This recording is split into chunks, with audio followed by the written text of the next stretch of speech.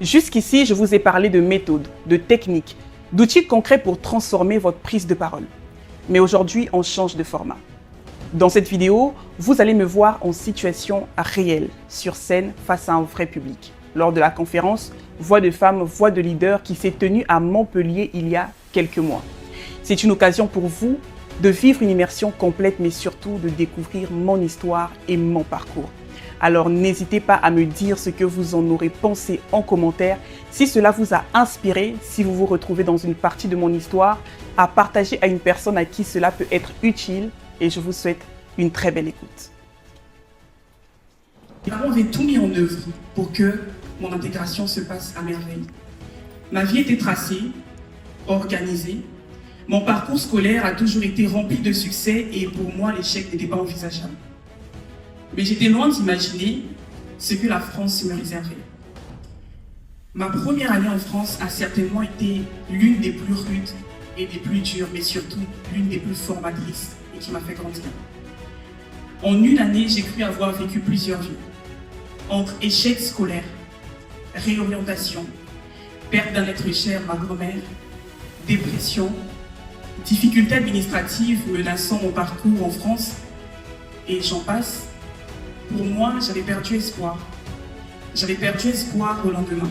Je n'arrivais plus à croire en moi. J'avais perdu mon identité. En une année, j'ai vécu tellement de choses. Pour une jeune femme de 17 ans, ça faisait beaucoup à porter, car c'était pour moi une première fois de quitter mon cocon familial. Alors je pense que vous imaginez combien ça n'a pas été facile. Mais si je suis là debout devant vous ce soir, ce n'est pas pour être triste ou pour faire pitié, mais pour partager un message et pour inspirer. Parce que je suis passée par là, mais aujourd'hui, si je peux me tenir devant vous avec confiance, c'est parce qu'il y a eu un parcours. Il y a eu une histoire, il y a eu des blessures, mais surtout des constructions. En ce qui me concerne, ça n'a pas toujours été facile, vous l'aurez compris. Mais ce que j'ai compris et que je voudrais partager ce soir, c'est que derrière chaque grande histoire, et ça Fabienne l'a dit, se cache généralement une grande douleur. Mais ce qui fait la différence, ce n'est pas la chute, parce que la chute ne détermine pas qui on est. C'est surtout la décision qu'on prend, soit d'arrêter ou alors de se relever et de continuer. Et j'ai eu à prendre cette décision également. Bien que pour moi, je n'arrivais pas à voir la lumière au bout du tunnel, mais j'ai eu à prendre cette décision parce qu'il le fallait. Et les piliers qui m'ont aidé personnellement à me relever, premièrement, je parlerai de ma foi, mais pas que, parce qu'elle ne fait pas tout. Je parlerai également des mains tendues, des personnes que j'ai rencontrées en France, de toute origine, de tout horizon, qui m'ont tendu la main là où je n'y croyais plus, qui ont cru en moi là où je n'avais plus espoir, qui m'ont aidé à voir en moi le potentiel que je ne voyais plus et en lequel je ne croyais plus. J'ai également et surtout eu des modèles puissants, des femmes que je n'ai pas rencontrées personnellement, je ne les ai pas toutes rencontrées, mais ce sont des femmes qui m'ont marqué et qui m'ont inspiré. Je parlerai de Nabou Fall, de Fonta Condé, de Rachel Boloko, de Brigitte Aossi, ou peut-être l'une des modèles féminines du leadership les plus connues, Elisabeth Moreno. Ce sont des femmes aujourd'hui qui inspirent, qui impactent. Ce sont des femmes grâce auxquelles on peut aujourd'hui parler du leadership féminin, bien que le pourcentage soit encore très faible. Et ce sont des femmes qui m'ont marqué. Quand je leur ai vues, bien qu'étant au plus bas, je me suis dit, et là j'ai pris la décision, je me suis dit, Josiah, tu ne vas pas t'arrêter là. Ton parcours est peut-être semé d'embûches de haut et de bas, mais ton histoire peut en inspirer plusieurs. Quand Fabienne m'a proposé de prendre part à cet événement, j'ai tout de suite dit oui parce que j'avais pris la décision de faire de mon histoire et de ma voix un outil d'impact. Et quand je suis rentrée chez moi quelques jours plus tard et qu'il fallait que je commence à me préparer, je me suis remise en question et je me suis dit, mon histoire n'a rien de particulier parce que c'est une histoire beaucoup entendue. Et déjà même un peu trop entendu. Et avec du recul, je me suis rendu compte que même si l'histoire n'est pas singulière, celle qui la rend singulière, c'est moi. On peut toutes et tous ici avoir la même histoire, mais on n'est pas la même personne. Chacun de nous a une origine. Chacun de nous est d'une époque et d'une génération. Chacun de nous a traversé quelque chose et il y a toujours quelque chose de particulier pour distinguer notre histoire. Et à partir de là, je me suis dit, je ne viendrai pas ici ce soir pour impressionner. Je ne viendrai pas ici ce soir pour faire joli, mais simplement pour impacter, parce qu'il y a certainement une femme ou même un homme qui doit sortir d'ici avec un système de pensée différent. Je ne sais pas dans quel état d'esprit vous êtes rentrés, mais je sais qu'au travers de toutes les histoires qui vont habiller ce panel, vous ne sortirez pas avec le même système de pensée. Cet événement, pour moi, je l'ai porté comme si c'était le mien parce que ce genre d'événement, pour l'instant, on n'en rencontre pas beaucoup. Et Fabienne et Stéphanie nous en ont sorti les statistiques. On le voit et on le ressent encore dans la société. Mais au travers de ce genre d'événement, au travers de ce genre de mouvement, au travers des femmes exceptionnelles qui décident de porter leur voix, qui décident de porter leur histoire et de faire de leur voix un outil d'impact, on peut espérer un monde meilleur. On peut croire en un lendemain qui change. On peut croire que demain, on fera dans quelques années, dans quelques mois, des femmes qui se tiendront ici, mais elles ne seront pas 6. Elles seront plusieurs.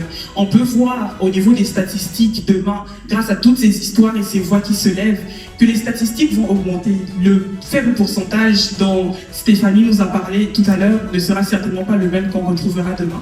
Parce qu'il y aura des personnes qui auront pris conscience qu'il est temps que les choses changent. L'échec ne qualifie absolument pas qui en sera. Et Winston Churchill a dit, le succès, c'est d'aller d'échec en échec sans jamais perdre son enthousiasme. Et moi, cet enthousiasme, je l'ai perdu. Mais grâce à des personnes qui m'ont tendu la main, grâce à ma foi et grâce à des modèles de femmes qui ont décidé d'oser, de porter leur voix, d'être des modèles pour ces générations que nous sommes, j'ai aujourd'hui repris mon enthousiasme, repris confiance en moi. Et aujourd'hui, je porte ma voix, mon histoire, ma singularité avec fierté. Je vais vous faire une confidence. Pendant très longtemps, dans ma jeunesse, et même jusqu'à aujourd'hui, j'étais complexée par ma voix parce que énormément de personnes m'ont dit que ma voix était masculine. Alors pendant longtemps, j'ai essayé de la travailler, de la transformer, de la rendre plus féminine et de la faire entrer dans les standards de la société. Mais avec le temps, grâce à des modèles puissants, et là je parlerai de Brigitte aussi qui a également un timbre de voix très particulier à elle, je me suis rendu compte que ma voix était ma signature et ma singularité. Et aujourd'hui, j'ai fait de ma voix un outil de travail. Je me suis lancée en début d'année en tant que maîtresse de cérémonie et voix off. J'habille vos cérémonies, j'habille tous vos projets vidéo, mais pas que. Je suis également, depuis 1 mois aujourd'hui, coach en prise de parole. J'accompagne ces personnes à prendre conscience du pouvoir et de la puissance de leur voix. Car je crois et je suis convaincue que chacun et chacune de nous qui sommes ici dans cette salle avons une puissance dans notre voix que seuls nous pouvons porter. Et pour finir, j'ai également retracé le parcours de la jeune femme que vous voyez devant vous, qui a traversé ses désarrois, mais qui surtout a pris la décision de se relever sur les pages blanches au travers de mon premier ouvrage qui s'appelle « De la blessure à la royauté » que vous avez l'occasion de voir sur le roll-up juste derrière et on pourra prendre le temps d'en parler à la fin des différents pitchs.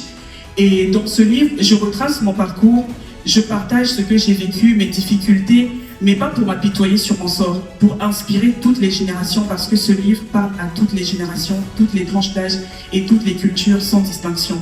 Je parle des difficultés que rencontrent les jeunes femmes dans la société, que ce soit dans le milieu scolaire, professionnel ou ecclésiastique. Et surtout, je partage ce que j'ai mis en place, ce que j'ai découvert, ce que j'ai appris avec des exercices pratiques et concrets pour pouvoir sortir de là, de sorte à ce qu'à la fin de la lecture de ce livre, vous ressortez avec le même mindset avec lequel moi je suis ressortie après toutes ces histoires que j'ai traversées. Le mindset d'une guerrière, d'une warrior et d'une femme qui ose porter sa voix.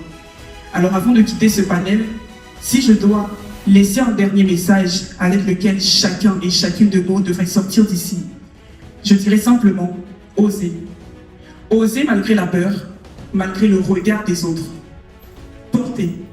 Portez vos blessures, vos humiliations, vos tristesses, mais surtout, bâtissez. Bâtissez votre vie, votre empire et votre histoire, parce qu'elle est vôtre. Merci.